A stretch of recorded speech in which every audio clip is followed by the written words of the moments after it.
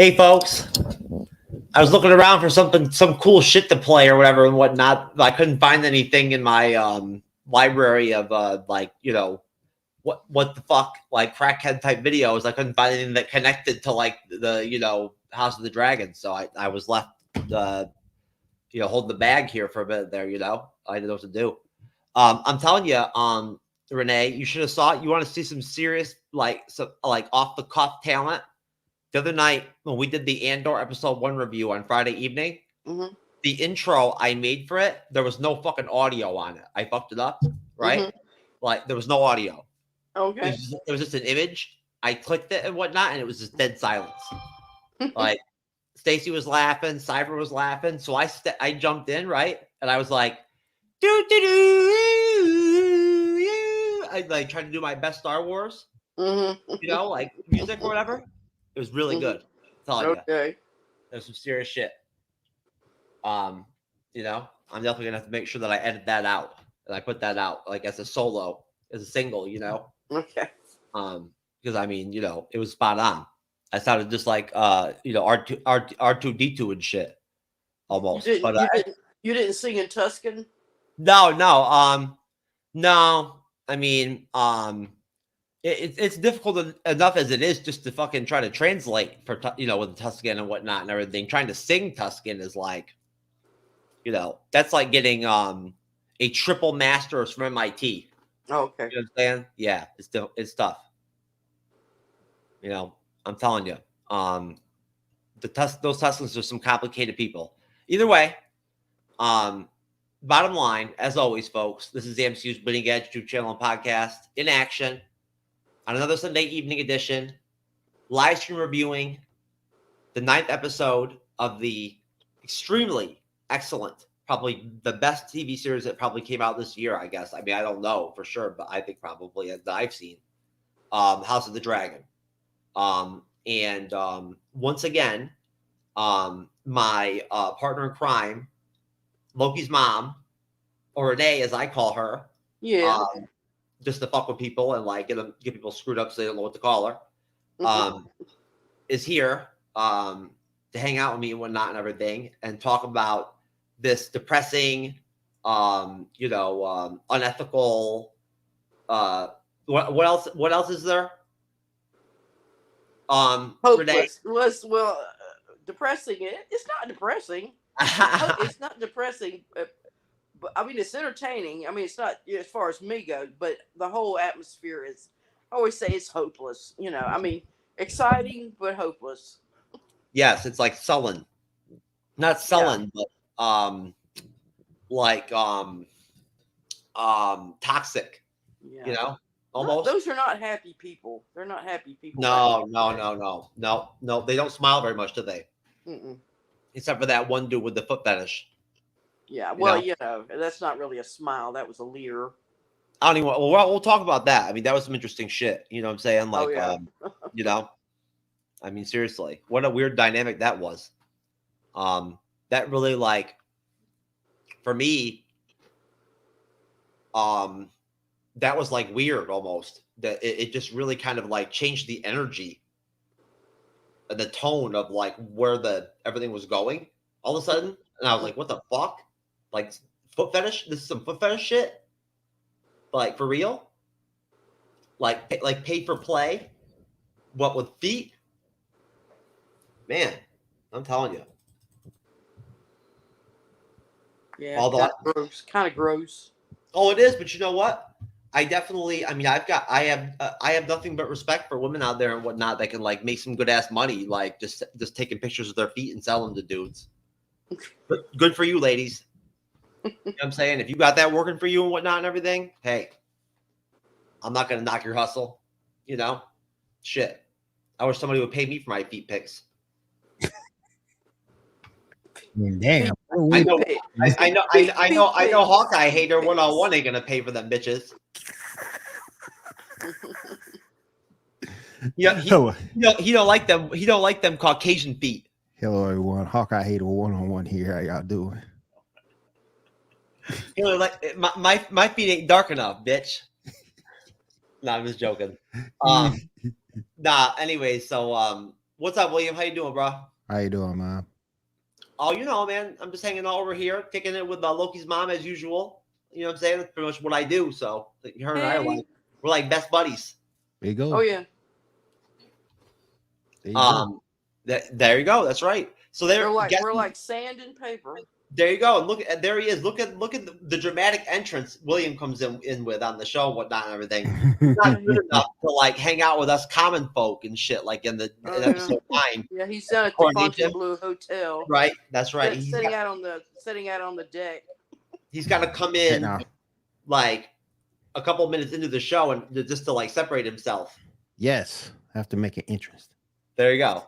Have to make it. I like the Hawkeye Hater 101 thing though. That's tight. You should definitely make it. You should make yourself a T-shirt up that says like, Hawkeye Hater. Like like Hawkeye Hate Hawkeye Club president. Yeah. Yes. I don't hate it. You know, I don't hate any of the characters. I can't think of one character so far that I just can't stand. I don't even know how anybody can even logically freaking hate Hawkeye, to be honest. Is it going to be either I'm going to hate on Hawkeye or I'm going to hate on Captain Marvel? And I chose Hawkeye. So you just picked one to hate on for the fun of it. You know, I've never liked Hawkeye. I always thought he was weak. Now, as Ronin, he's the man. But when it comes to being Hawkeye, nah, man. I've never liked him. I never liked him. I never liked Captain Marvel. And I've never liked Cyclops.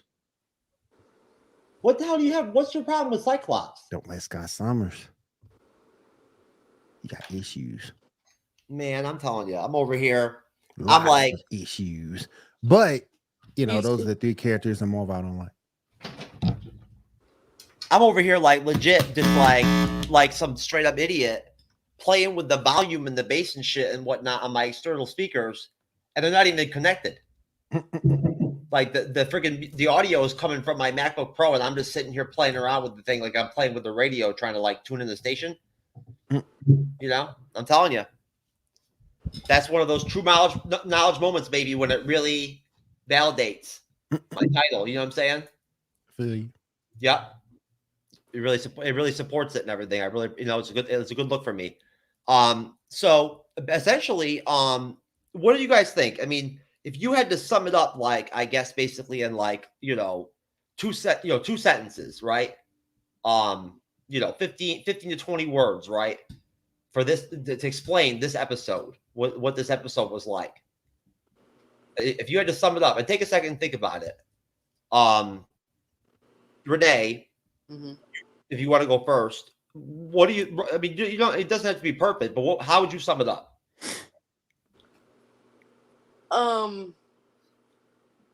Well, I really don't know how to sum it up, but it kind of was this is the penultimate episode, I guess we're talking about, and yeah, I don't know, there wasn't a lot of excitement in it. I mean, it was just all the formality and the intrigue of trying to figure out how they're going to get Aegon crowned, and they, you know, have to go searching for him, and then and I'm going beyond 2 sentences there, I know, but that's okay. Yeah, it was just a test run. I just wanted to see what would happen if I threw that at you. Yeah, I don't think I could do 2 sentences. I think I'm more than more than a 2-sentence person. Listen, but yeah, I don't care. Really, I mean, it was just like, frankly, I mean, we didn't see any of Princess Rhaenyra or any of those. They were just totally out of this episode, and it just focused on the high towers and the greens, I guess. Yes. And, so yeah, I mean, it flowed pretty good, but it just seemed like it was just a lot of exposition. They had to get us to that point where the kid's crowned. Then they find out, you know, what they're going to do once it gets to the next episode. You know what I'm talking about? So yeah, but really good. I mean, like I say, just spectacular finale, which you didn't expect, and yeah. Yeah, I'll tell you right now. The only way that you'd be able to get me to, I'd be able to summarize the episode in 20 words or whatever, or 2 sentences or whatnot, would be if a penis was inserted in my mouth at some point that stopped me from speaking. You know what I'm saying? You can use a banana; it'll work just as well. There you go. Yeah.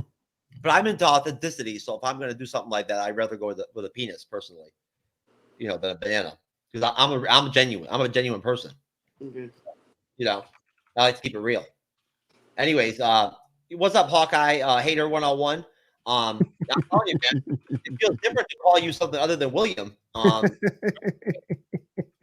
I'll get used to it. I'm sure. So you tell me, man. I'll tell you what. I'll give you 45 words. No, I'm just joking. No, what did you think, man? I mean, did you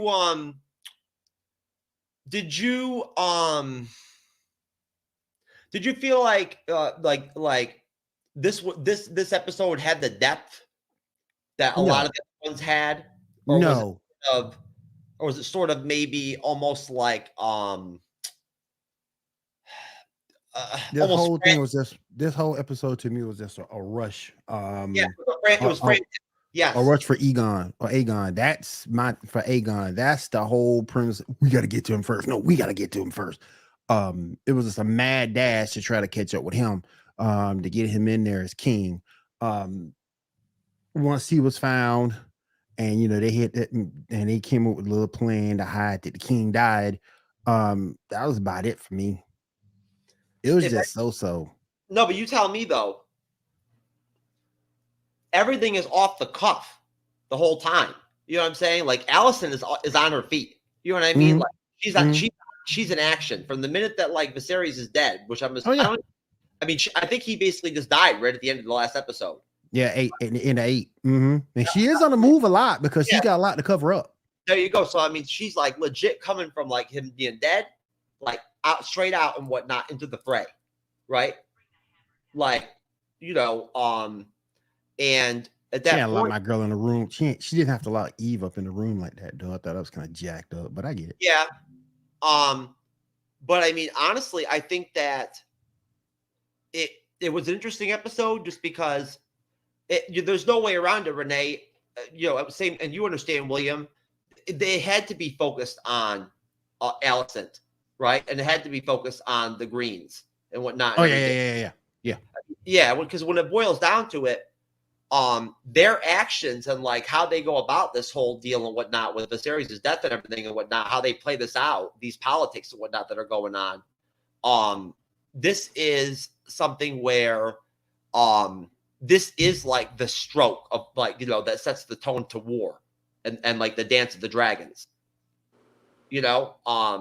and at that point, you tell me, William, do you think that when Princess Rhaena showed up with her dragon at the end there during the coronation and shit and whatnot, was that her kind of like letting her know that, Alicent, like, yo, I'm not going to burn you up right now like I could, but like it's on. Oh yeah, we coming. We it's on. We're gonna bring it, and that sent the message. Because that's what I thought was gonna happen. Oh hell, somebody finna get lit flames, but it didn't happen like I thought it would. But I think that definite dragon coming in at the end definitely sent the message. Renee, what the hell was the dragon doing? I couldn't make out some of it. Like, I mean, did melees or whatever actually kill anyone or anything and whatnot, or was it just like?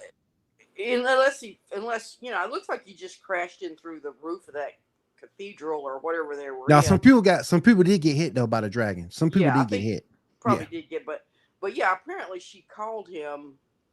She has that mind meld with those dragons, so she called him and to come in, and he just burst right through the darn building.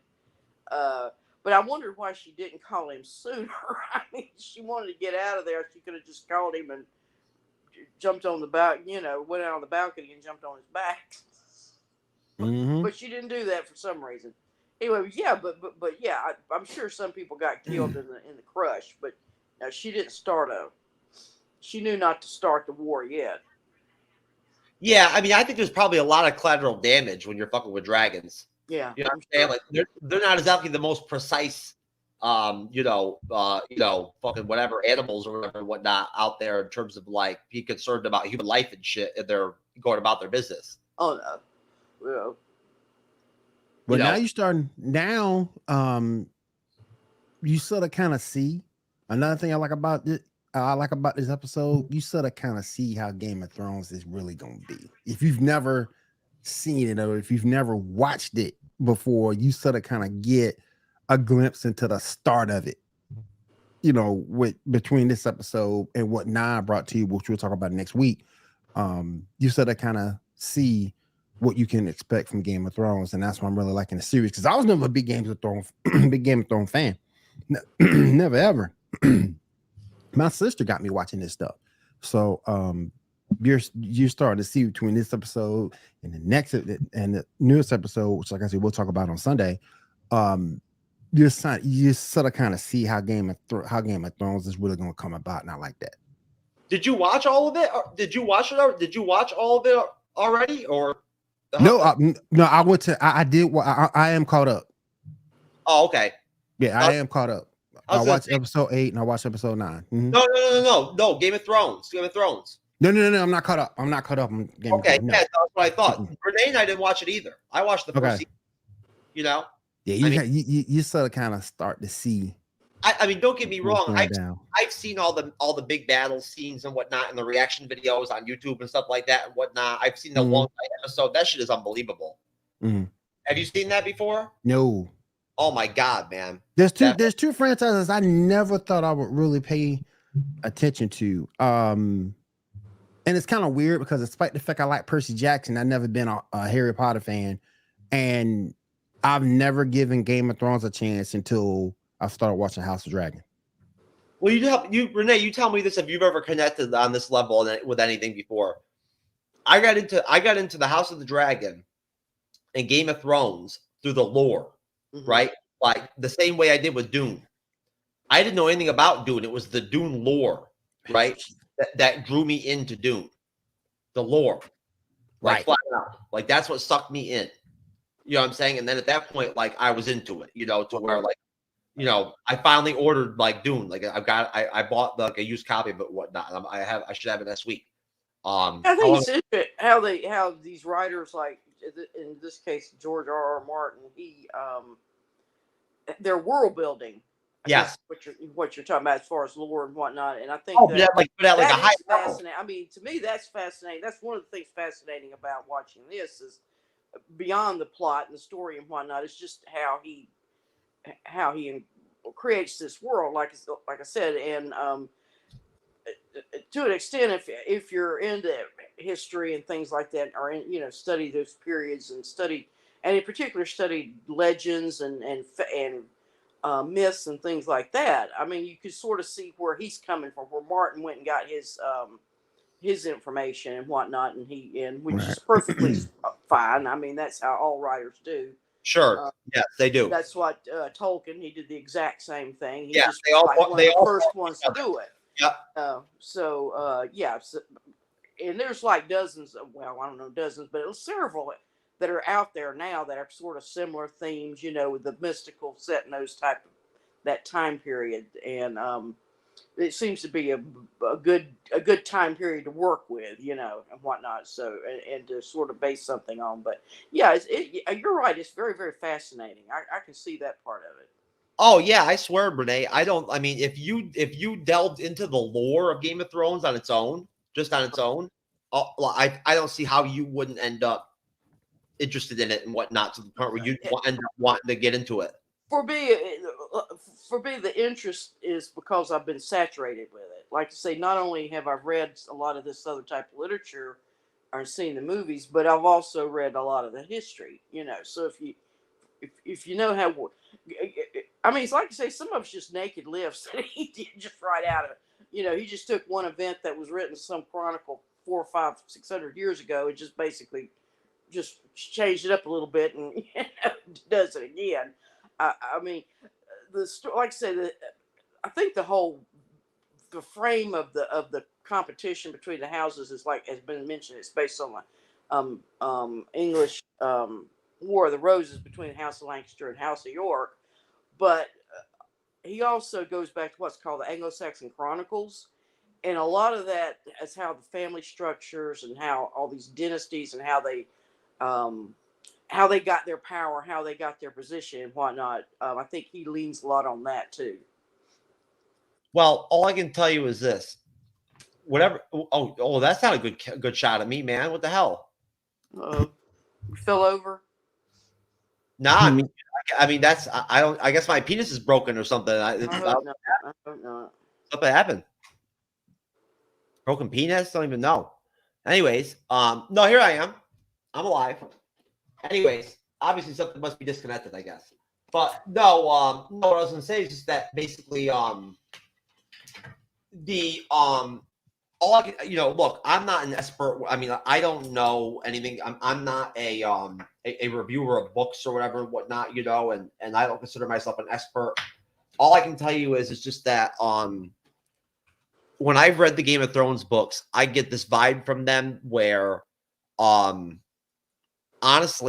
it's legitimately it's that same trope where it's more enjoyable reading it on the page and visualizing what you're reading in your head than it is watching it on screen and watching Game of Thrones. It genuinely is. It's better. They had he was on Martin was on Stephen Colbert show Thursday night, I think it was, interviewed, and he brought in an illustration of the how the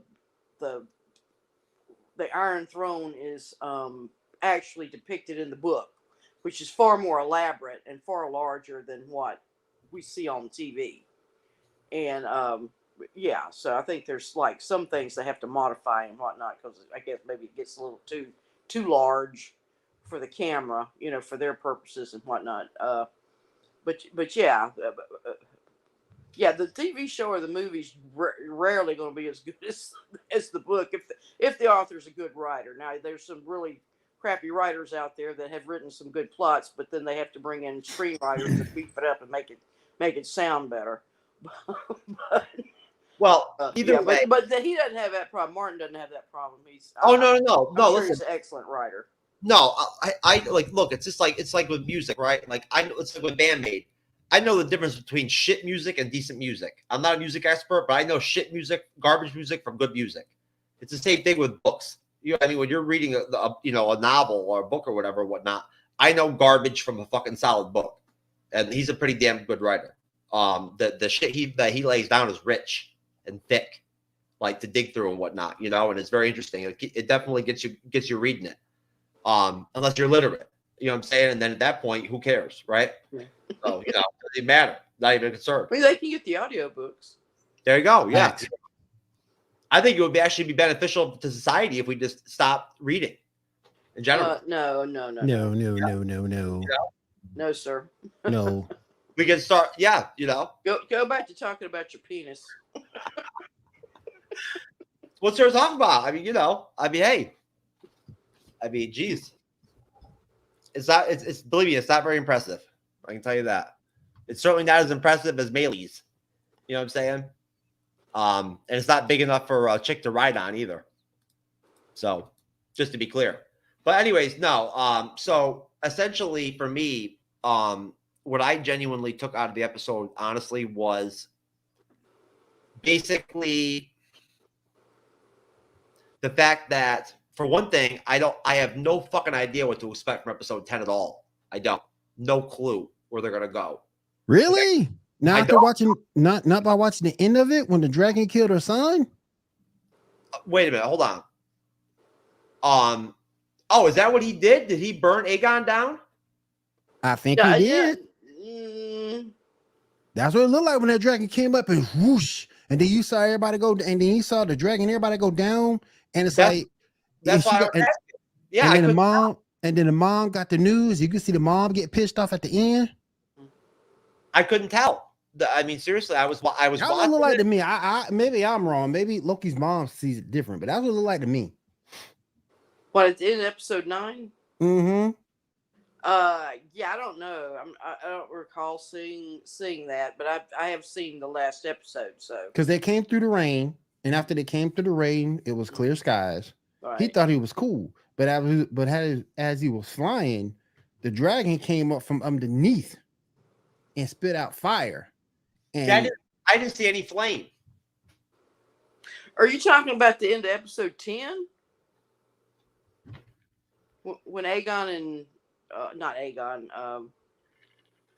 The two boys are having a dragon fight. Yeah, my fault. Come on now, don't be spoiling the shit on me. I haven't watched that shit. Yeah, My fault. But that's what I was saying. You sort of kind of see where, and this is what I'm liking about it. You're sort of kind of seeing how Game of Thrones gets started, basically, and that's what I'm loving about it. In a way, but the difference is though, is the dragon fighting. Yeah. Right? And the dragons are beautiful, man. Oh my gosh. I'm telling you, and you tell me if you think I'm right, Renee and William. You too. I think that they purposely put them off to the end. I don't think they wanted to overexpose the dragons too much in this first season. Mm-hmm. I think they wanted particularly because one house had more, and B, right, they've never been used in a fight before, so they've never seen war. That's not true. Mm. Some of them have already been in battle before. They fought. The main two. Okay, I got you. Yeah. I know there were some that didn't. Oh yeah. Well, they used the Battle of the Stepstones. Damon wound up using his dragon, to but yeah, I think it's mentioned. I think it's in this episode that no, they don't want to use the dragons because, like you say, as Jeff mentioned, that's like the nuclear. It is. I mean, it's what they call mutually assured destruction. If you start that war, everything's going to burn down. Yeah. So yes, basically. Yes, you want to do everything you can to keep from getting to that point, just like we do today. When we still fight wars, ever since the atomic bomb was invented, we still fight wars, but we try not to get it to that point to where we could use those. Right. No, because I mean, honestly, what we've talked about before. I mean, and I think that obviously, I mean, you guys have seen it. I'm sure I'll see it too in episode 10. And I did see, of course, like when you see the Long Night episode in the Game of Thrones, which from what I understand is the best episode of Game of Thrones, essentially. And I believe it too, because that fucking thing is awesome. I mean, I've watched it several times. I've watched people doing reaction videos to it and shit and whatnot. And I'm telling you, some of the Game of Thrones folks just like cry the whole time and shit and whatnot during that crap. But that's a freaking badass episode, man, where they fight the dead at Winterfell and shit in the final battle. But either way, they should have closed the show out with that instead of freaking the way that they like fizzled it out. But either way, no, the dragons are like fucking almost like fucking the most impactful weapons of war that exist. That they have. Yeah. I mean, and they're extremely devastating in like what they're capable of, especially the larger that they get, right? Mm-hmm. The bigger they are, the nastier they get and whatnot. The more flame they can spit out and whatnot and shit. The more the shit that they can destroy, the stronger they are. At that point, I guarantee you right now in season 2, we're gonna end up seeing at least if not a couple, straight up armies just get straight fucking smoked. And one, like, I'm saying, bam, like just vaporized and shit and whatnot, and burnt to death. We've already seen one dude get stepped on by a dragon. Hey, I mean, I'm telling you, I mean, I think it was a good move. I really do. I think it was smart to kind of not overdo it with the dragons and kind of put them off. Yeah. How many seasons do y'all think this is going to go? What do you think, William? Oh, no more than 2. Really? You think they're going to wrap the whole fucking thing up? I think we'll get 2. I don't know if HBO Max will keep with all the issues that they have running. I don't know if they'll do a 3. Okay. What do you think, Renee? I know, and again, Renee, with the premise of that, that I know that you haven't gone over, the entire, Dance of Dragons in terms of, exactly what ends up happening overall. Mm-hmm. Well, I don't think it would be more than. I don't know why they would go more than another season, because this is a prequel to a lot of events that have already happened. Right. So there's not a lot they can. I mean, one thing I think, like I say, they're supposed to do another series or another spinoff. They're going to oversaturate if they're not careful. I mean, you can only have so many dragons, so many, But I mean, what are you going to do? Spin it off to the great grandkids of these people? It's not a huge change as far as I can tell from what little bit I've seen of it, of the Game of Thrones series. with this other. I mean, it's just different characters basically going through the same plot moves, and so the entry. It's the characters. It's the characters that you get hooked on more so than the stories and whatnot. Right. To me, I mean, that's you want to find out what happens to them, and that's a prevalent theme in HBO series in general. They're all character driven, heavily. That's typically what you get, right? I mean, if you watch any of the really good ones, like in The Sopranos, right? It was legitimately it was all the characters that that made The Sopranos what it was. And Sopranos and Succession, the one they got going now, I think it's going to start. Another season's coming up pretty soon on it, and here again, it's kind of the same story. It's these families, or in this particular case, it's just this one particular family, and they're trying to vie for their position. Who's going to be the next CEO of this huge, corporation, and the uber rich. I mean, the people who have yachts for their yachts type people. And and they live on a totally different plane than what we do. They're way above us as far as at least that's how they see themselves and how they live. They certainly spend the money so that they can be that way. But so that is interesting just to see how all that plays out and whatnot. I don't think we really saw it so much. Well, we saw it some here. We finally saw some street scenes where they're rounding all the people up. They just they don't know the people on the street. They don't know what's happened. They don't know the king's died yet. So there's all of a sudden all the soldiers and whatnot. They're just pushing everybody, start rounding everybody up and just pushing them toward the center of town. And we sort of get the dowager princess. Or not dowager, but the older princess, she's caught up in it and just sort of moves with the crowd. I guess she wants to find out what's happening herself. Oh, you mean Reina? Reina, yeah. Because at one point she does get out. She gets out. She's locked in the castle. It's Rainey. Yeah. I'm sorry, it's Rainey's with a Y. Yeah, Rainey. She's locked in the castle, and I guess one of her loyal lieutenants or whatever gets her out, sneaks her through one of those hidden chambers and gets her out. And and we see a little bit more. What I said, one thing I've always complained about was we don't see enough the street life. So when they're going out looking for Aegon and whatnot, we do get to see a little bit more. And I thought that was when they get into that pit with those children, where they have children fighting.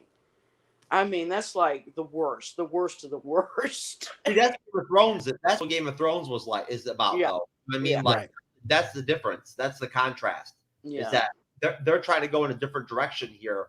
They're not going to be displaying what the actual everyday life type scenes and whatnot that you see that I've even seen when I've watched Game of Thrones, where they do show regular people, like like the common folk and whatnot, and like what they do and whatnot and everything. But there was actually one clear reference to Game of Thrones that we did hear in the episode, and that was when Alicent threatened to send the next person that mentioned killing Rhaenyra at the council to the wall. And she's talking about the wall from Game of Thrones, the wall that separates, the Seven Kingdoms through the north, from the far north where the Walking Dead are. You know what I'm saying? The long night motherfuckers. You know what I'm saying? Like that's the one that Bran the Builder built. That's like 50,000 feet tall or whatever and whatnot, and it's made out of ice and trees and shit. Right. It was built with magic and giants and all that shit. I'm telling you, I would like to see a lot more of. We've seen precious little magic so far. Oh, I'm telling you, Renee, if you I'll at some point, if I remember, I'll write myself a note. I'll send you a video that just talks about the wall itself and like its purpose, the building of it and whatnot and everything, the whole concept of the Night's Watch, right? That mans the wall and whatnot and everything, and where they come from, like and all that and whatnot. It's very, very interesting. It really is. It's an integral part of the whole Game of Thrones books and whatnot and everything. Jon Snow at one point is a part of he actually is like the Lord Commander of like the Lord's Watch. They're the ones that actually man the wall. but yeah, I mean, that's the wall that legitimately like defends the entire Seven Kingdoms from, you know, if the walking, you know, if the dead ever come back again, you know, type shit. But again, that, you know, that in Game of Thrones, that hadn't happened in thousands and thousands and thousands of years since like the first man or whatever came, you know, and since the Children of the Forest were around. But that was a cool connection. I like that. I really did. And that council meeting, man, was interesting. It really was. The tension of it, you know, there's division like all over from jump. You know, I mean, which was no way around that. There was going to be like issues with people being loyal to the series. You saw people questioning Alicent and her story and whatnot and everything. Like, yo, I know the king. He would not want this shit. You know, like straight up, you know what I mean? And it's just the constant Game of Thrones, the constant politicking, right? Mm-hmm. And then Alicent finds out that the freaking council has been planning on freaking throwing Rhaenyra to the fucking to the garbage anyway, to the gutter anyway, from jump, no matter what, anyways, or what happened, you know, and she's shocked. Well, yeah, she didn't know. She resented the fact that they had been doing all this talking behind her back. They had everything ready to go. You know, once he died, they were ready to implement their plan, and that insulted her. She should have known better. That was naive of her. You know what I'm saying? Like just like Clubfoot tried to tell her. Right. You know? I mean, seriously. Like, I mean, you know, there's spies and shit all over the place where they're at. Like that's just how it is. Those members of the council and whatnot, they've all got their own hustle going, you know, like they all do in some way. Their own interests at heart. Yeah, they do.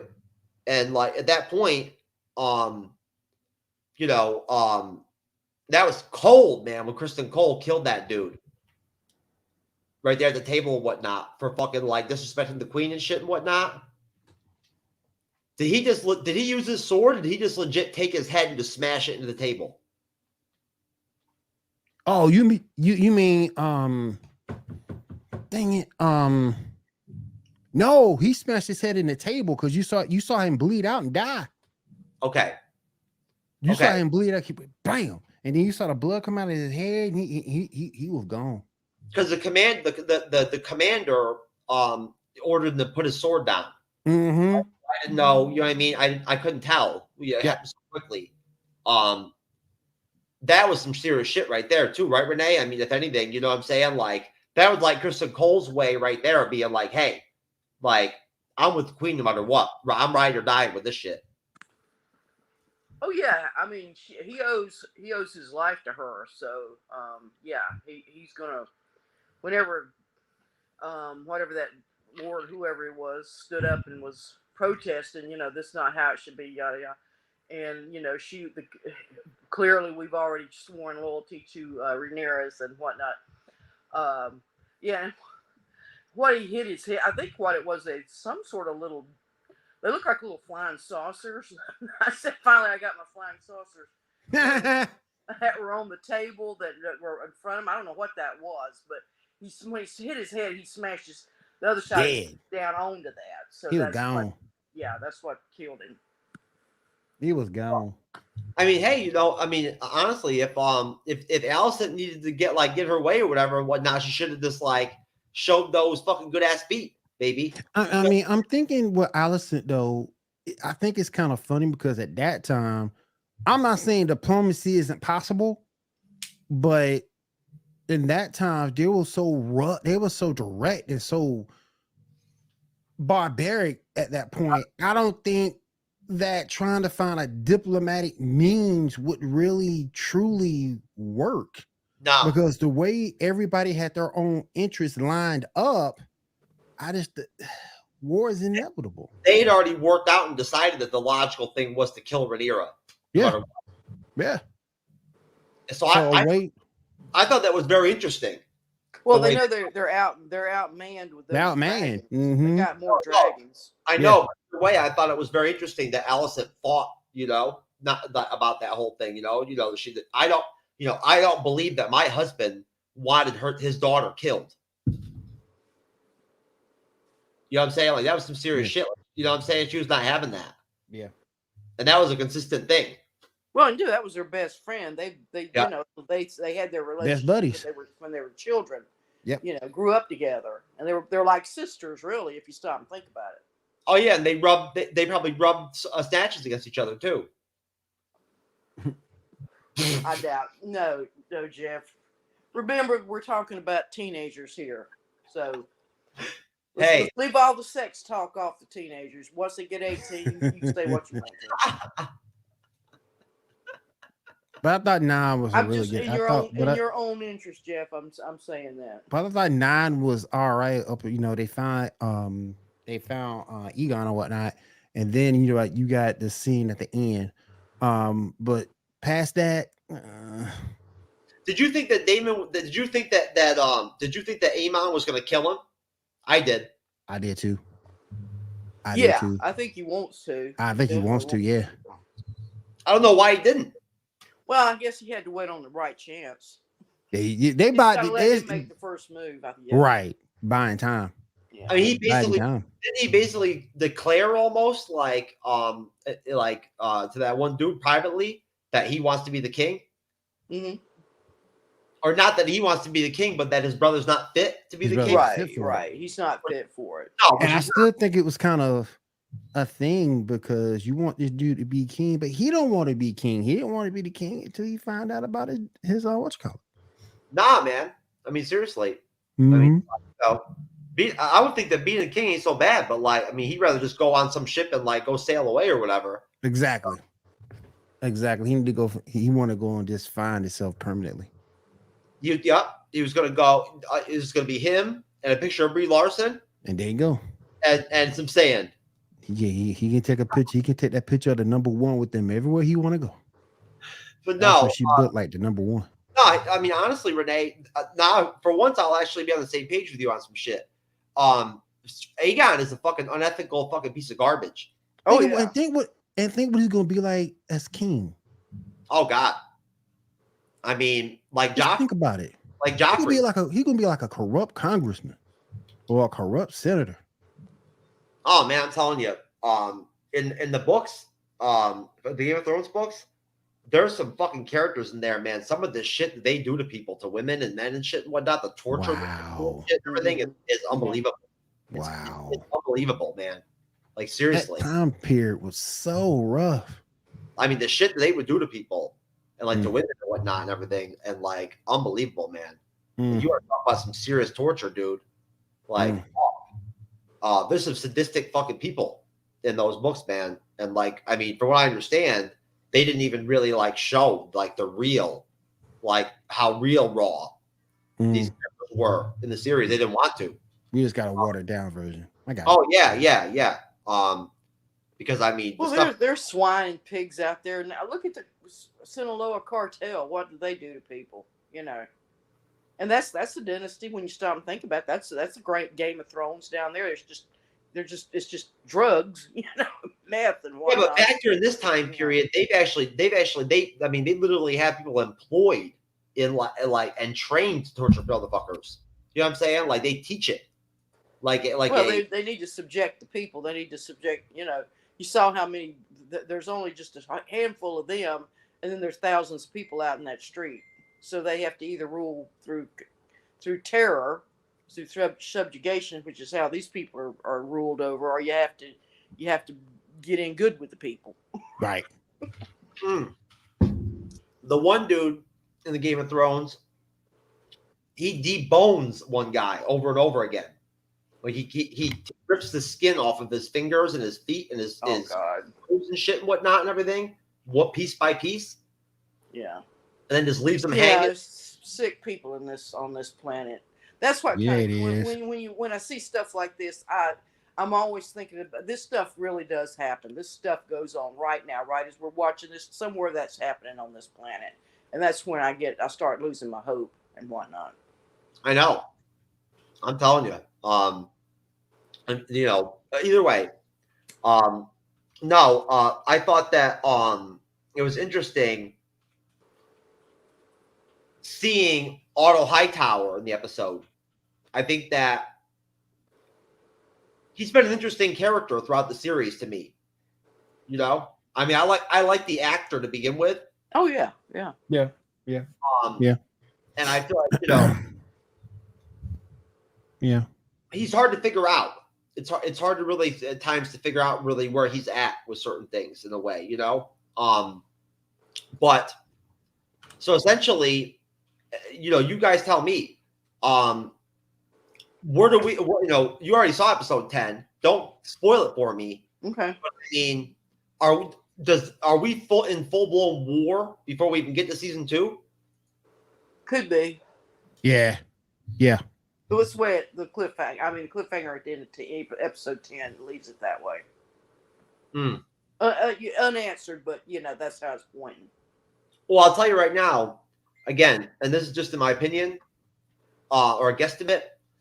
HBO Studios is not the kind of studio and whatnot and everything. They're not the type to like try to do something where they would overplay this card. They don't do that. They jump from stuff to stuff all the time. Like their series are always different. They're always jumping different directions and whatnot and everything. So I don't see them lingering with this. I don't. That's not their card. I mean, they're not perfect, but you know, I mean, in my lifetime, I can't think of anybody else who's produced series of the quality of theirs. Right. If you like type of like content, if you like adult themed and orientated series like that they make. Mm-hmm. Yeah, they got to jump on it too because they were like they were the first big cable. Yeah, they were movie channel. I mean, talking with nothing but movies. That was, I think it was HBO was the first big one. And so yeah, they were at it a long time before they even started producing their own content. No, you're right. They dominated the shit back then. Yeah, they did back in the day. They dominated shit. Mm-hmm. Then Showtime came in and started doing some, and then about all of them do now. And then even on it's transferred over onto other not the premium channels. But, you know, I'm talking about FX. I think FX and AMC have done some really good series like that, and different ones. I still haven't watched Legion. I've got to watch Legion. I've caught a couple episodes of it, and it looked awesome. There's one on Amazon that's just started. I think it's 2 episodes have dropped, called Peripheral. It is really good. At least check out the first. I think if you check out that first episode, you'll like it. It's set in the modern time period, but it is about time travel and how it's set. Actually, I think it's set like in 2035 or something like that, and then it's also a time jump to 2099 as far as the years, and they're actually able to do a type of time travel, not physical time travel, but a type of travel communication using quantum computers. Is that like and using gaming and using gaming systems? Is it She-Hulk quality? Oh, it's better than that. Don't even think She-Hulk there's no comparison. Anything better than that trash. Yeah, but like I say, just try Peripheral. Just check out to anybody out there too, not just you two guys, but anybody listening. Yeah, give it a look see because it actually talks a little bit about the quantum realm and a little bit. It doesn't get real too technical, but at least enough to tell you what they're talking about. And sort of you can sort of let you understand this whole quantum realm thing that's going on with MCU right now. It kind of gives you a little bit of okay, I understand what they're saying here as far as the physics of it goes and whatnot. But yeah, just give it a look. See, I was actually thinking to myself when Allison and had that intense conversation and whatnot and everything, and we're getting pretty heated. And Allison told her, you know, you should have been the queen, right? Mm-hmm. Like my husband was a pussy, right? I was thinking that, like, basically what she was saying was that the series should have been on She-Hulk. You know what I'm saying? You know?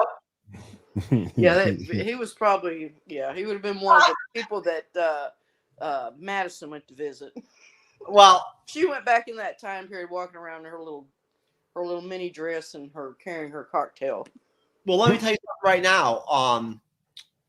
I'm telling you that Stacy, my buddy there, from the Some Real Shit podcast or whatever and whatnot, is like all about wanting to do this She-Hulk season 1 recap shit, and she wants to get dirty with it and whatnot and everything, and flush out all of the ideological stuff and whatnot and everything. I talked to Cyber about it and everything, you know, in terms of like how we should go about it. And the best I could end up coming up with was like maybe doing it in 2 shows, like breaking it up and doing like one show where we kind of episode to episode and just, you know, kind of like talk about in a positive kind of not too serious way the quality of the series, and then like another show where we actually flush out the real shit, the stuff that everyone's talking about and whatnot, and just put it right out there and say fuck it. Yeah, whatever. Sounds good to me. Me too. Sound good to me too. Oh, you want to get on that too, William? Yeah, I'll get in on it.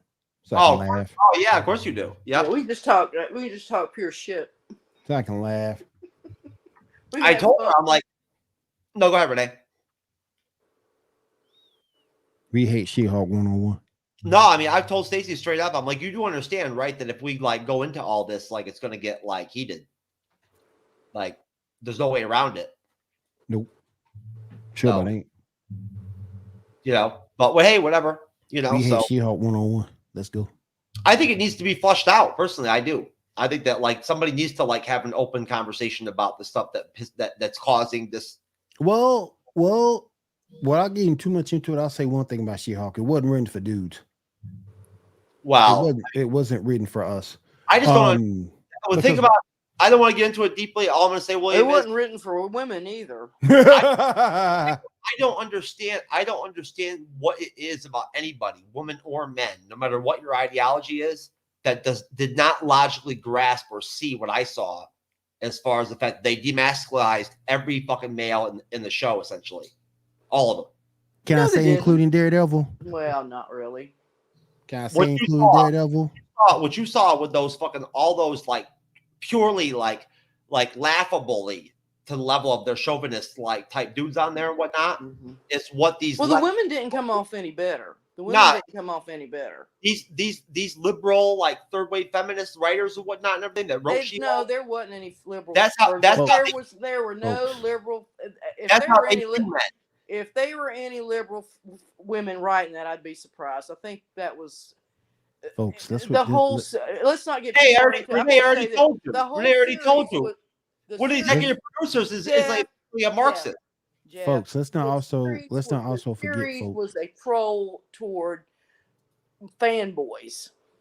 Let me also remind you guys.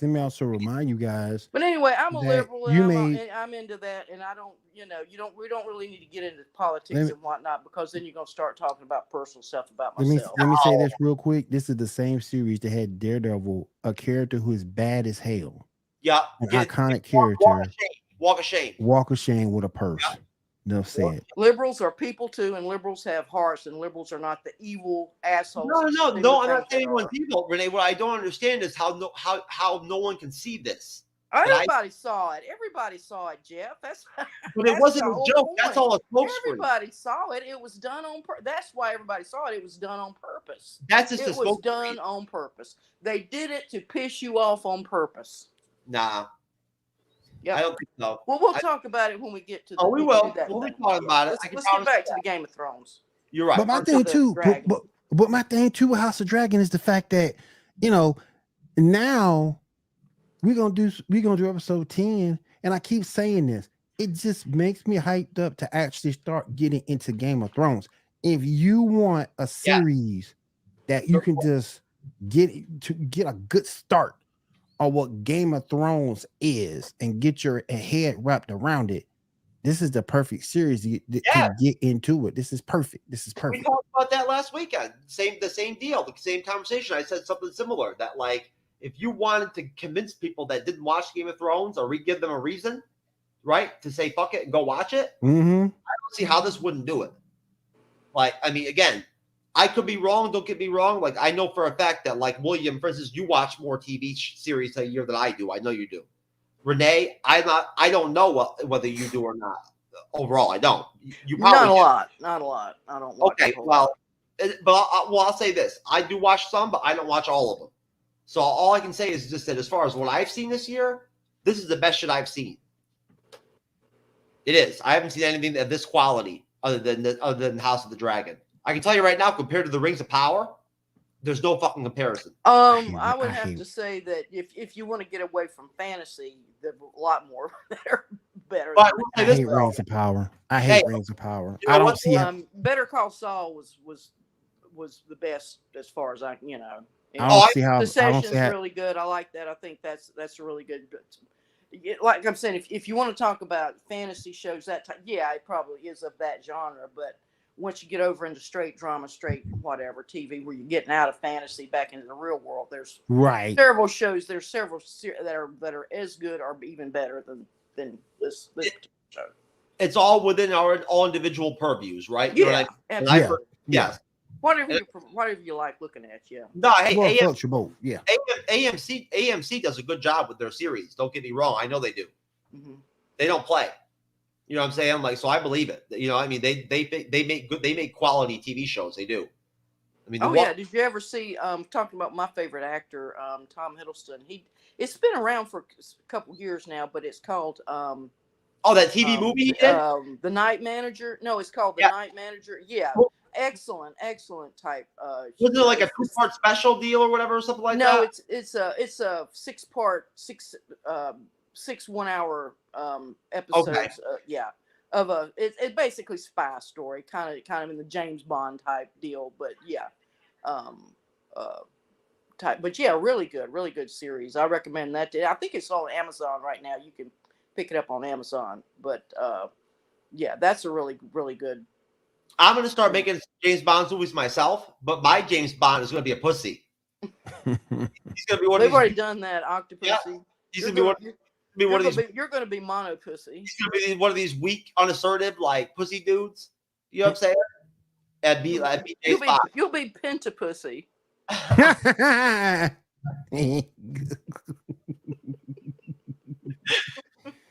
His big villain for the first film will be Man Thing. That'll be Man Thing. Yeah, bring back Man Thing. Yeah, he'll be the villain.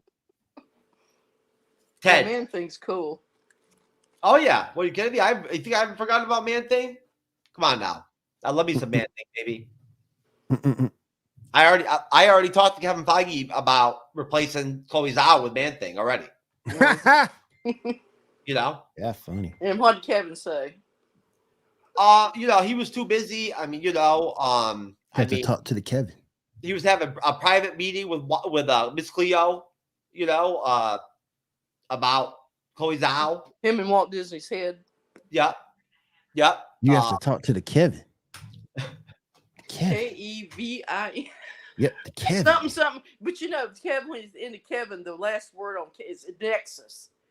And Nexus always keeps jumping up that word and whatnot in the MCU. So I thought that Chloe Zhao has a contract, has a special clause in her contract where she has to have an inclusivity clause where a white person can't speak to her. So like there has to be a black crying out loud. That has to like for crying out loud, Jeff. A white person. You know what I'm saying? That's a barefaced lie.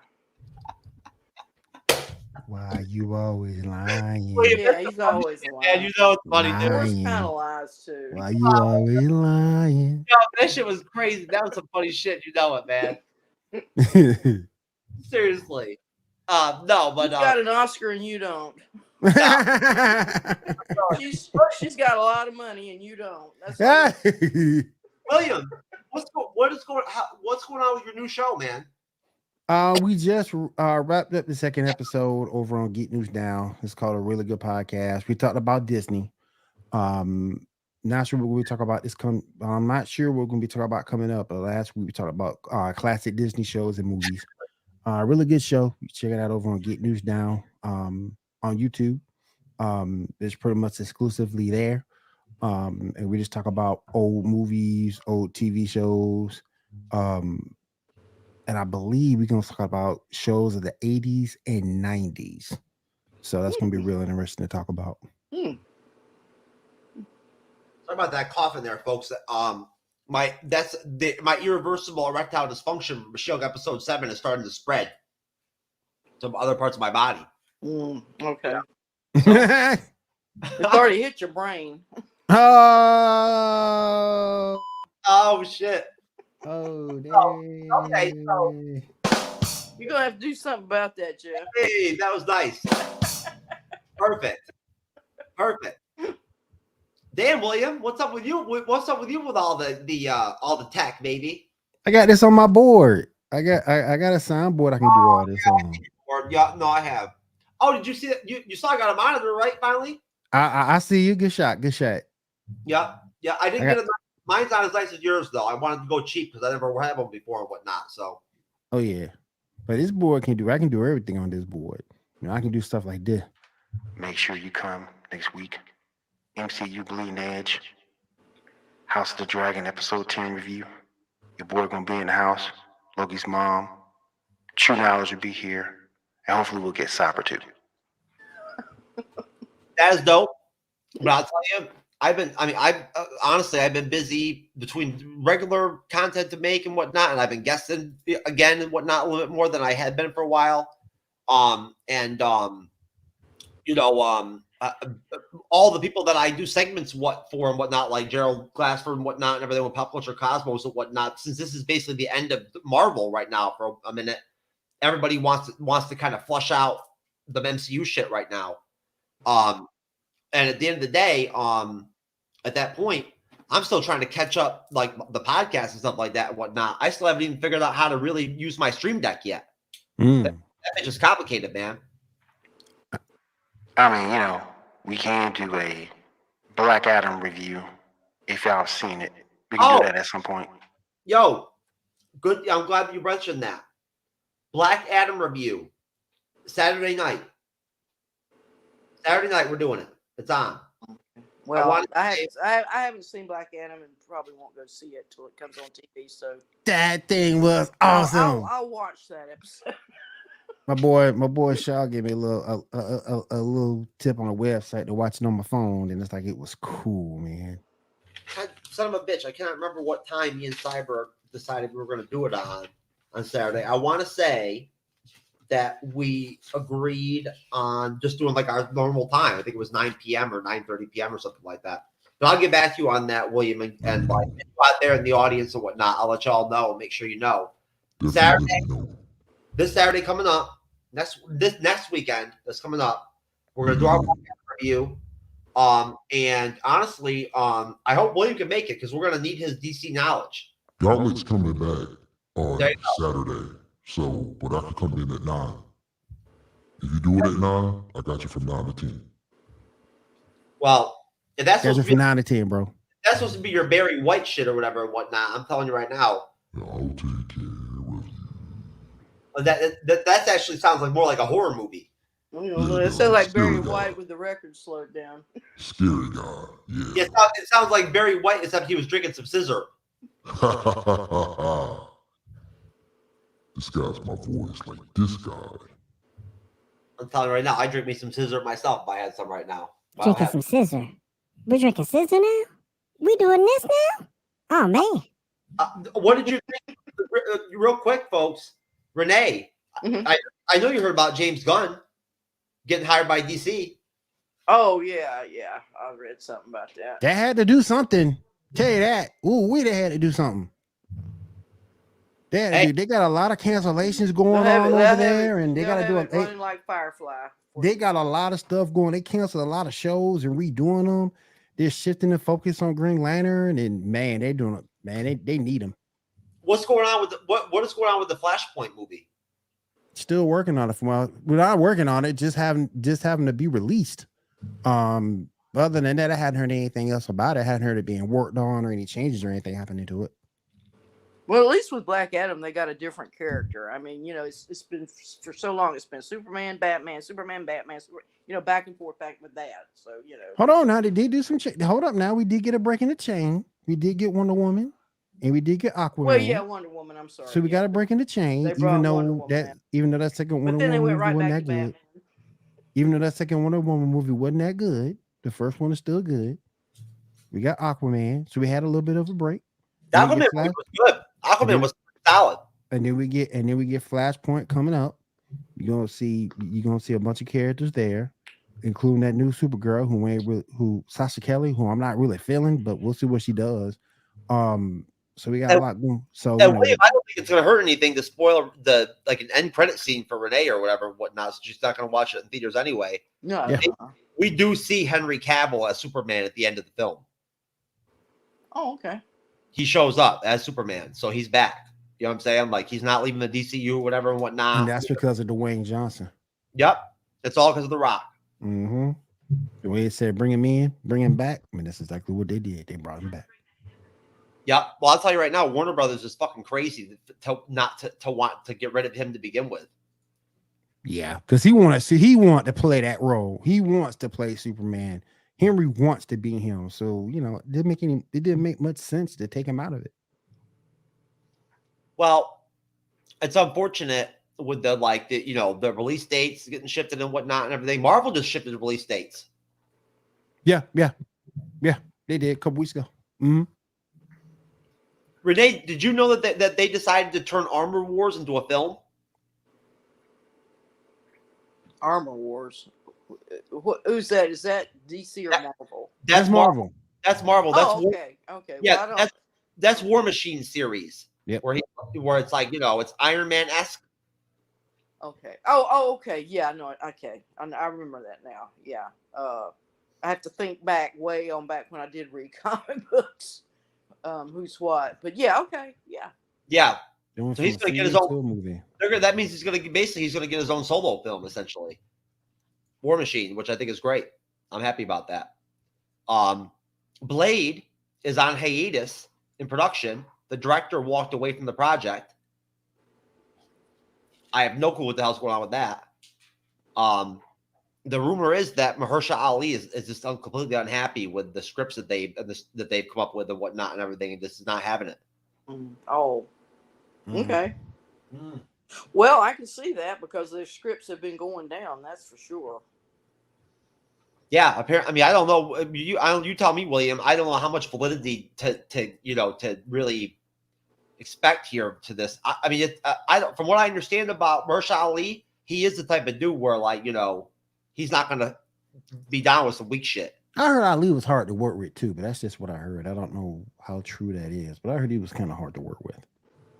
Yeah, I mean, you don't know what to think. I mean, some people are saying, "Oh, well, I mean, he doesn't want to after what Wesley Snipes did with the Blade character and whatnot in those films, what they've meant, right? The whole superhero movie franchise, overall. He doesn't want to do. He doesn't want to put anything out that's not of a certain level. Well, yeah, he's being a stickler because he wants to play it to the best of his ability, and if the script isn't what that's gonna be, and if that's the solid truth, then hey, I ain't got no problem with it because that's the preference of the actor because he wants to bring justice to that role and give Wesley Snipes that honor because Wesley played it the best, and he wants to honor Wesley for playing that. And if the script isn't beating up to it, I sort of kind of don't blame him for having issues, but if it's not the script, I don't know what's up. Well, he probably got creative control of his character in his contract. So yeah, probably so. But once he get everything down, it's gonna be a good movie. I really think it's gonna be a good movie. Oh, I'm sure. Ali is a good actor, so they'll pull it off.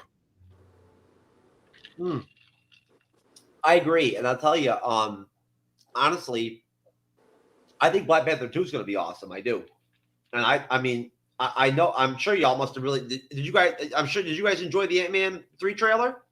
Yeah. Yeah, I've looked at it one time. I haven't done a reaction. I haven't done a show on it or anything yet. Oh no. Mm-mm. Oh, so you have not discussed it? No, I have not discussed Ant-Man with anyone yet. Well, I'll tell you what. That'll be a good way to wrap up our House of the Dragon episode 9 review. Okay. We'll drop our rating for the episode and whatnot and everything. Mm-hmm. I'll play the Ant-Man trailer and we can bullshit about that for a minute and whatnot. We'll drop our rating and then we'll plug it. We'll plug away and freaking go handle our business and do real life adult shit. Okay. Like smoke weed. I gotta go to work, so Or go to work. I can't do that. or go to work. Yeah. All right, I'll tell you what. Before I play the Ant-Man trailer, I'll start off. I'm going to give episode 9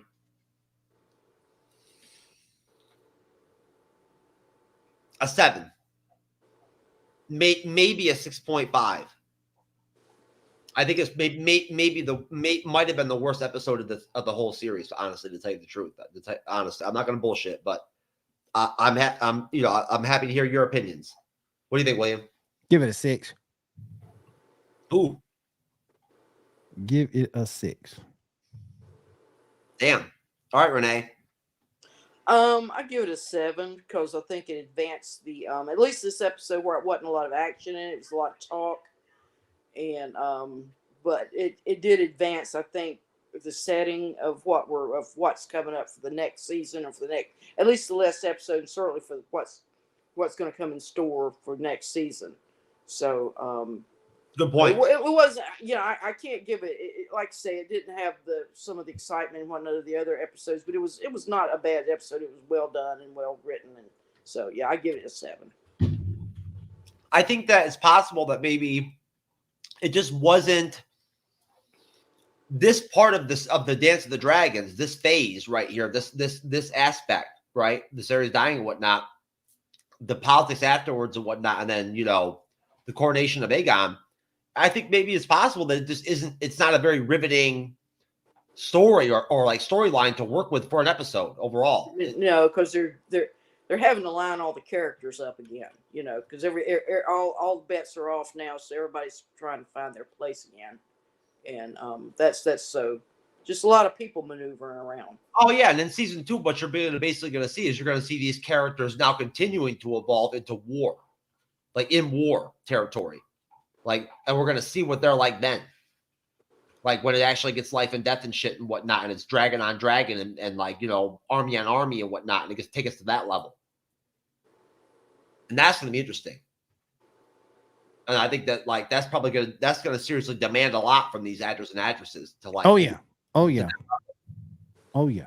Because that's just going to get intense. It's like in season 2, it's not going to be all suppositional and backstabbing and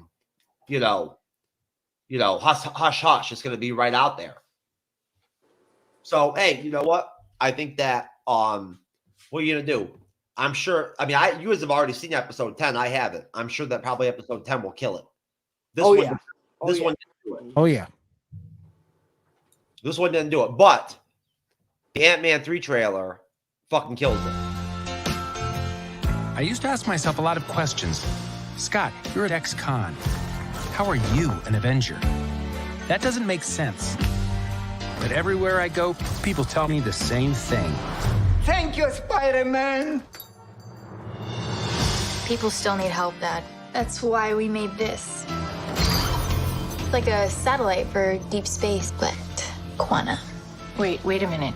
You're sending a signal down to the quantum realm. Turn it off. Now!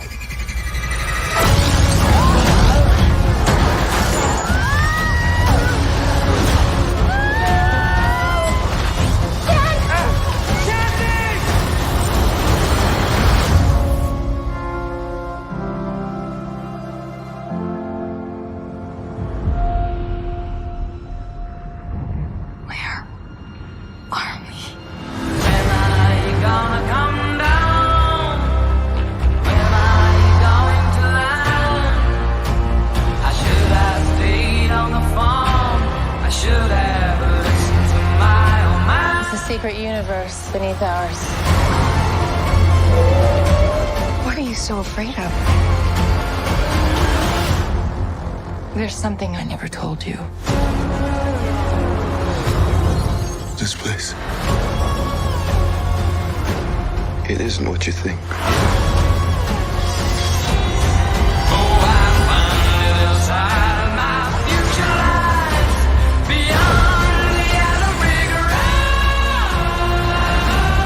I can get you home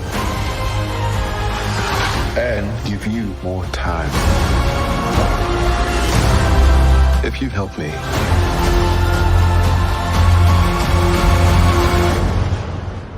so what's it gonna be?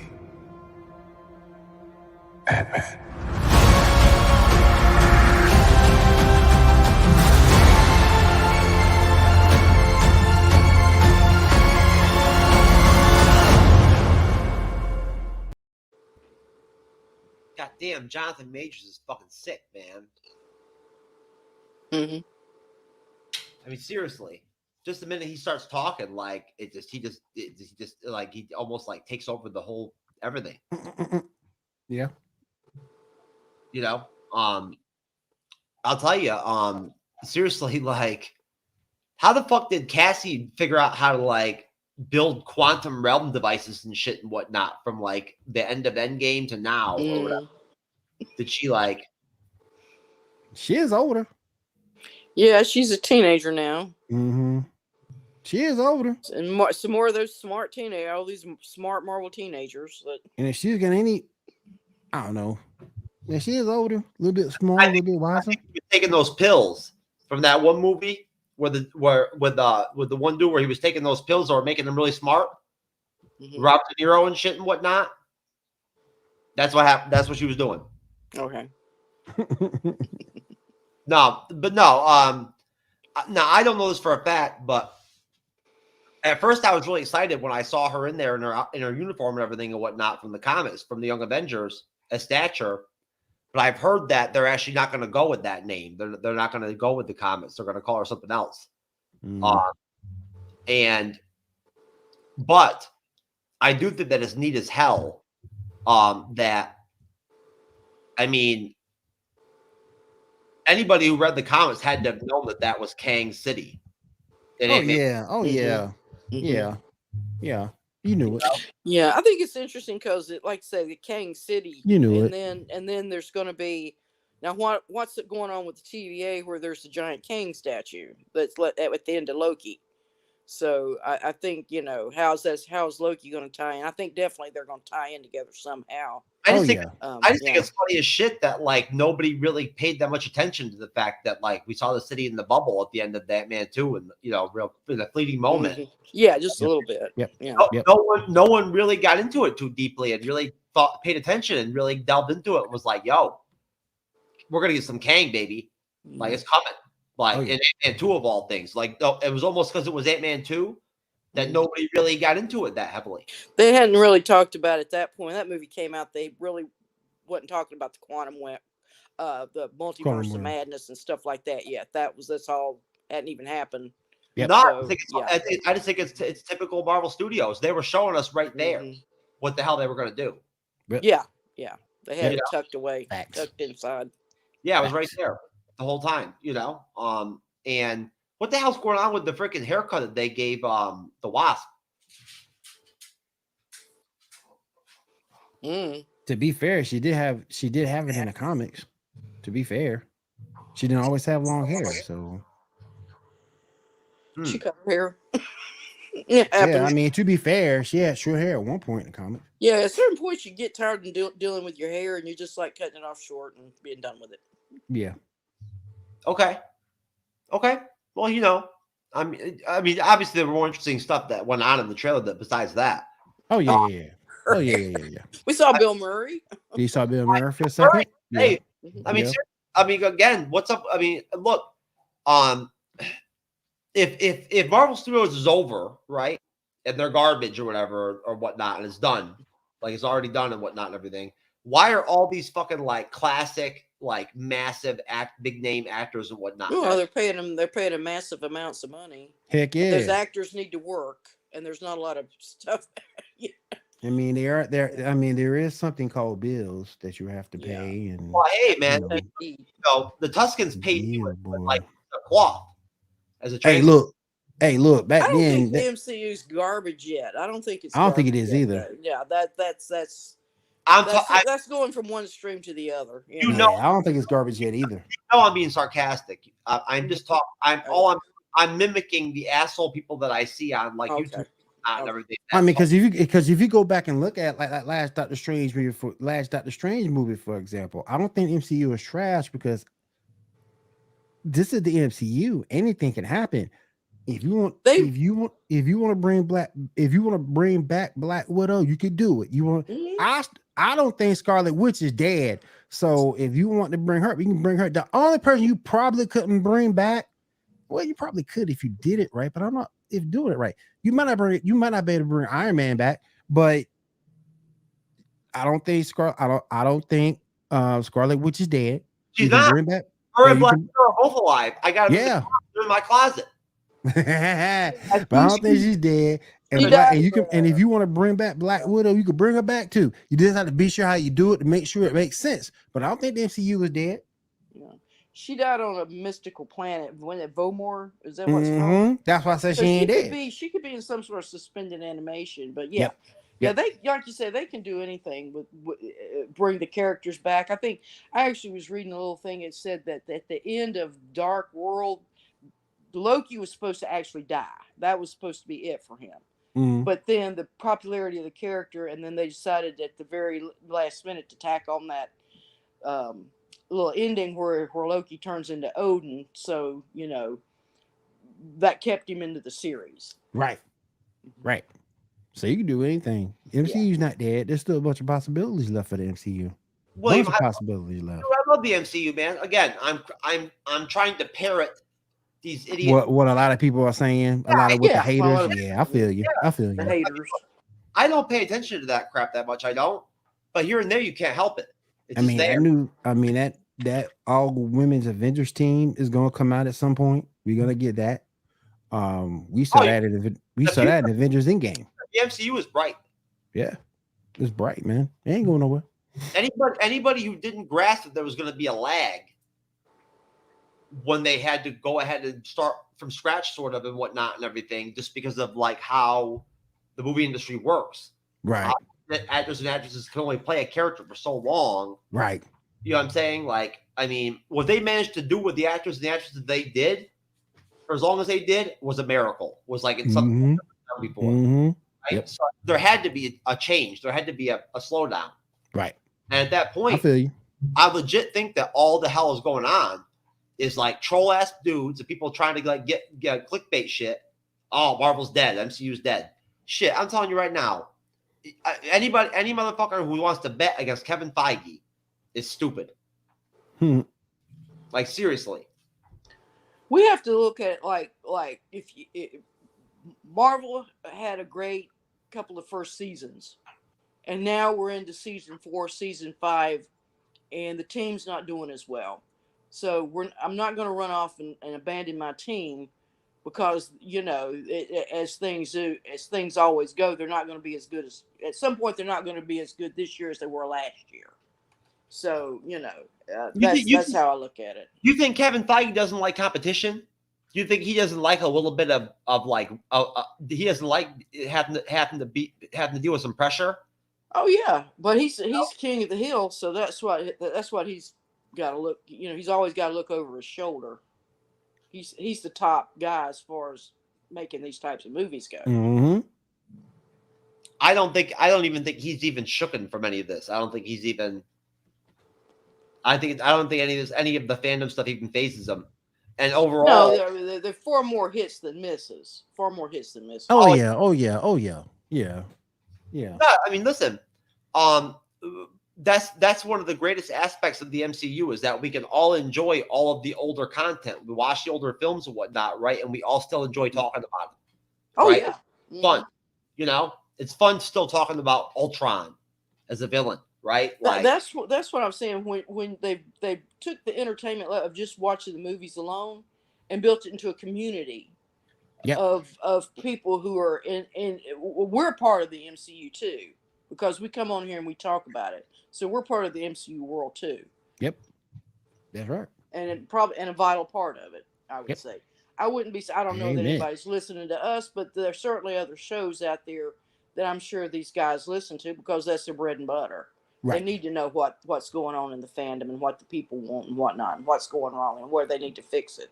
So they're always listening, and I'll give them credit for that.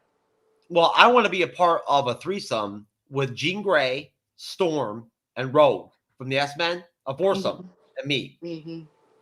I'm going to give me a magic sandwich. It's going to be Loki and Doctor Strange. So we're going to have our own team. It's going to be called Give me Elizabeth Olsen and Scarlett Johansson. I'm straight. It's going to be called X-Sexual. X-Sexual. There you go. Mine's going to be Hawkeye wishes he was here. Hawkeye wishes he was here. 1-on-1. I'll tell you what, William. I bought a Hawkeye T-shirt from the Hawkeye series the other day just for you. William, did you ever see? I saw it. You probably look it on YouTube, but when I guess it was the Avengers came out years ago. Jeremy Renner was on Saturday Night Live, and they did a Hawkeye skit. Oh, I saw it. Basically, talking about he just doesn't do anything. Don't do that, man. That was funny as shit. Yeah. Oh man, that was funny as shit. It really was. I'm telling you. Man, we scared of Hawkeye. That's my thing. We scared of nobody. Man, Squirrel Girl ain't scared of Hawkeye. Come on now. I think just that name alone makes her my least favorite character. I've never Squirrel Girl. Squirrel Girl, but I cannot stand the name. Squirrel Girl. Nasty rat. Listen, squirrel. I agree with you. But at the same point, she ain't scared of Hawkeye. Girl. She ain't scared of Hawkeye. So the only thing I don't understand, William, with the Hawkeye thing is I don't get how you don't see that he tethers the original 6 Avengers. Like he's like the glue guy of the team. He's the everyman. No, he ain't. No, yeah, he just a dude with a bow and arrow. That's all he is. He's an everyman. He a dude with a bow. He a dude with a bow and arrow. That's it. No special leadership skills. No coolness about it. Like I say, if he was Ronin, that's different from a personal standpoint. If he was Roman, he's got that extra value because of the martial arts skills and the sword. Hawkeye is a team player. He's a team player. That's what I like about him. Y'all can have it. He doesn't have to be the star. Y'all can have it. Ronin ain't got to be the star either. He's just cooler. That's all that is. He's more useful. I just don't like Hawkeye, man. Oh well. What's you gonna do to me? I'm gonna hit you with this board. Can't like everybody, but you can draw. You can do it to an obsession. What you gonna do? What you gonna do, Hawkeye? What you gonna? I'm gonna hit you with this bow and arrow. Oh, okay. Okay. Could you do that? What? Hit him with a bow and arrow? Yeah. Could you get a bow and arrow right? Because you even draw the bow down. Yep, sure could. I used to be in the archery. Back in the day. I sure could. Right. My bow was at about, and it was a beginner's bow. It was about 60 pounds of tension. Yeah, I bet you were born with that. It was born about 60. It was about 60 pounds of tension. I wasn't born with anything. Man, and granted, none of my targets were bullseyes, but I didn't miss the target. I didn't miss the target. I hit the target every time. Wasn't a bullseye every time, but I hit it but I hit the target. Here's a bow and arrow, boring. All you do is shoot, man. Come on, with his boy. Green Arrow is more interesting than Hawkeye. Come on now. His backstory is way better than Hawkeye. He was on the island. We all know his story. He was on the island, had to get off the island, and on that island where he became Green Arrow for all intents and purposes. And his story is a lot cooler than Hawkeye's. Hawkeye got to give him a good woman, so he's got something going on with him. Got a nice family. He got a good family. He got a nice family. He's a good father. He's a really good father. He definitely right. He definitely. You can't say that bad about him. He definitely got the the Ford minivan. You think Hawkeye's a good man? You think he's a good man? He got the Ford minivan with the #1 dad on a license plate. Yeah, he's a good dude. He just boring. He's a good dude. He just boring. Well, that's an awful thing to hate somebody over their boring. Boring. Next. Give me somebody interesting to look at. I think he was a great piece of the original 6 Avengers. I mean, I don't. Yeah, it's just his personal preference. But he's way in the minority. I'll say that. Like Ronin better. I like Ronin better. I do too. I mean, dude, like when Widow caught him in Japan, you saw him turn around with the sword in his hand and the music playing. Oh, the trailer? Yeah, man. Ooh-wee. Ronin is the jank. I like Ronin. I like the suit, the sword, everything. But I think that's what it is. I think you have an unrequited love, and it's not being given to you. I'm telling you, man. William, you've seen those trailer reactions, man. Like people with Hawkeye not being in Infinity War, seeing him take that mask off and shit and whatnot and everything and whatnot blew people away. They were like, holy fuck. Hawkeye's back? Damn. Not me. And he's Ronin too? Like I say, Ronin is the jank. He's the, if I had to choose, it'd definitely be Ronin over Hawkeye any day. Well, I'll tell you, Renee, Renee, did you ever even see the Avengers Endgame trailers? Yeah, I probably did, but I can't remember any of it. Yeah, I know I saw 2, but I can't remember either one. Yeah. All right, check this out real quick before we head out of here. I want you to check this out, Renee. I want to see what you think of this.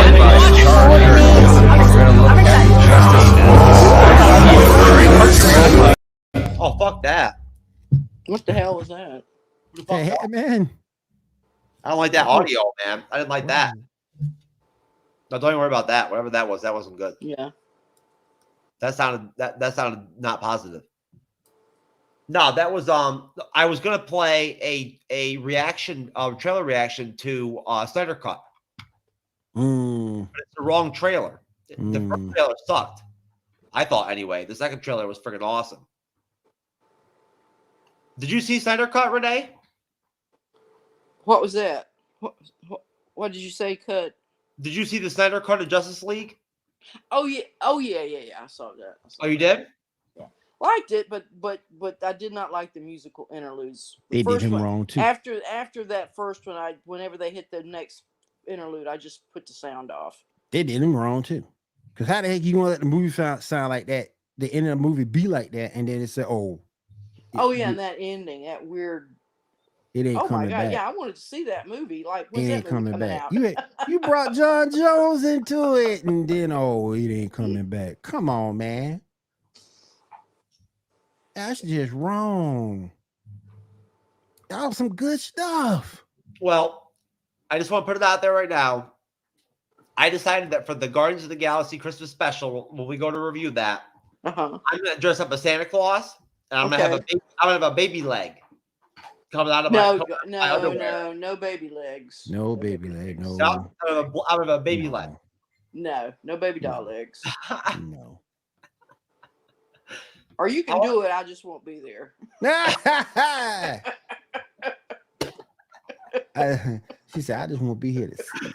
All right, let's go. He do what he wants to. I just won't be here to see it. William, please, brother, please plug away, man. Yes. About the Geek All podcast. Yes.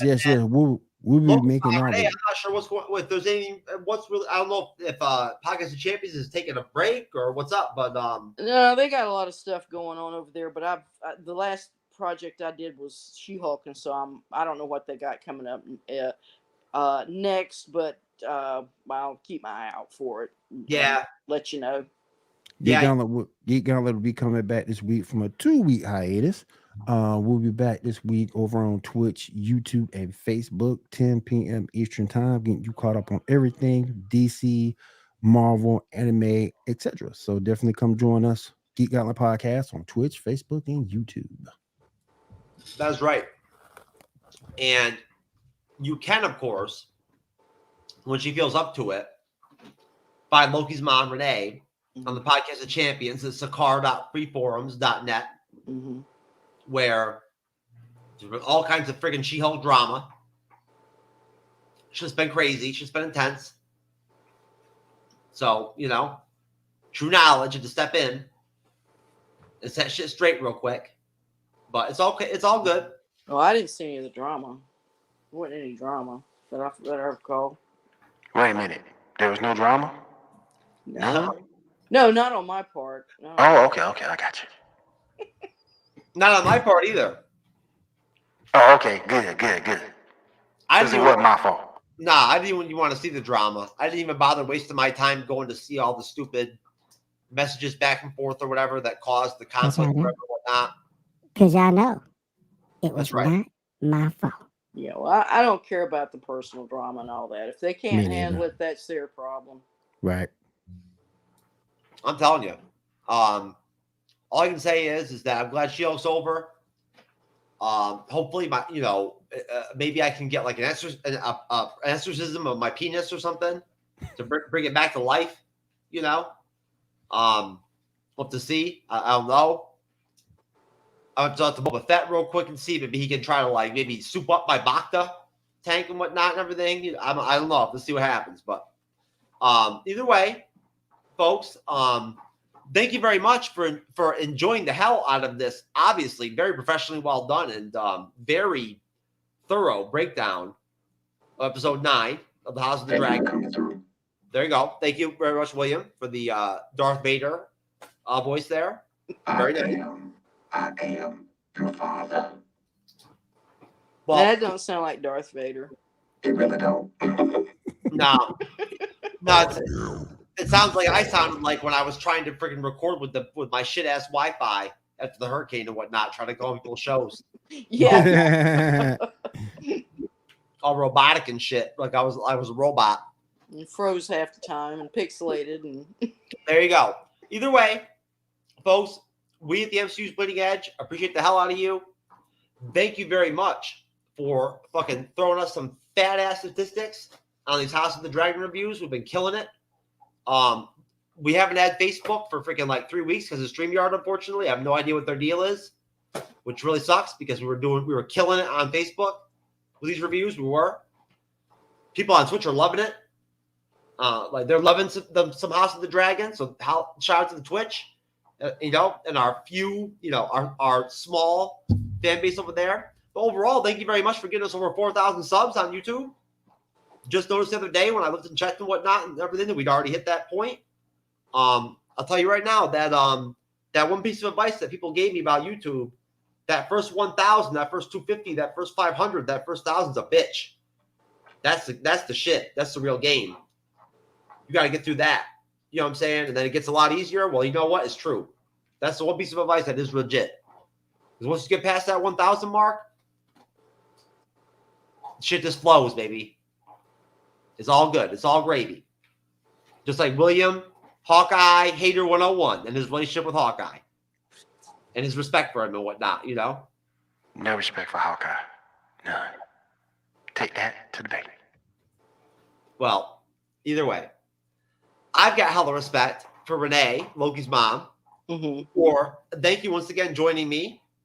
We appreciate you out there, Tony, who is getting over COVID. He'll be back for the finale. Hopefully, William will be back, and he'll work on his Darth Vader shit over there, whatnot, and everything, and fine tune it a little bit. Yes. yeah. Right now, he sounds like the guy at the bus depot. do Darth Vader doing bus. Oh my Raleigh, goodness. Oh my goodness. Holy shit! You know what? I just freaking heard that what's his name bought freaking Twitter today. Oh yeah, Musk. Yeah, Musk. Elon Holy Musk. shit! I can't believe that. Yeah, I think he's getting ready to lose his shirt on that. Wow, that surprised the shit out of me, man. Yeah.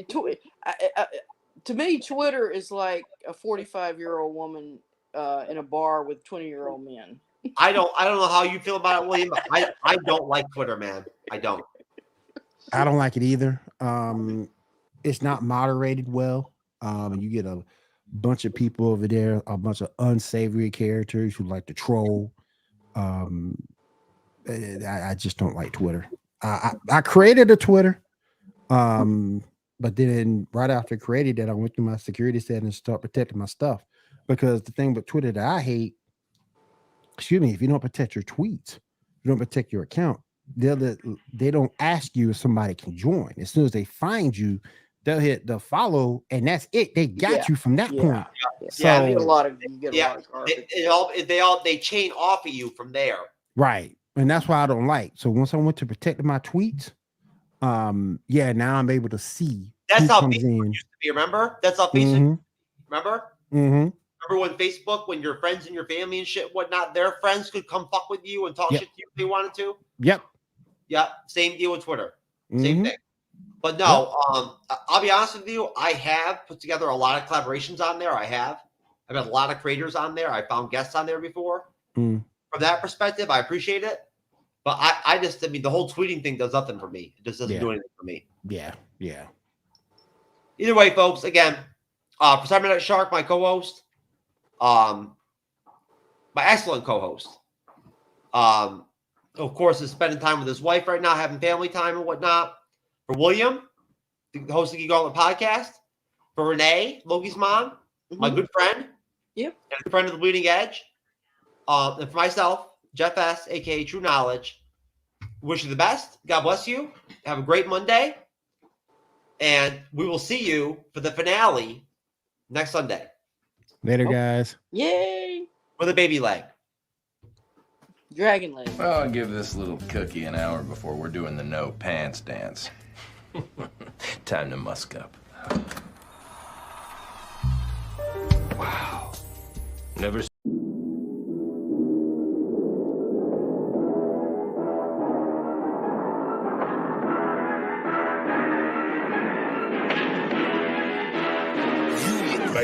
Really, y'all don't know this, y'all in danger, I'm a threat.